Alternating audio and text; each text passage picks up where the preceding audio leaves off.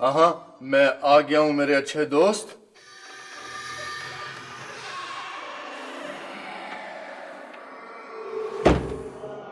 ये लो अपना लॉकेट और इसे संभाल के रखो। और हाँ, एक बात याद रखो क्या?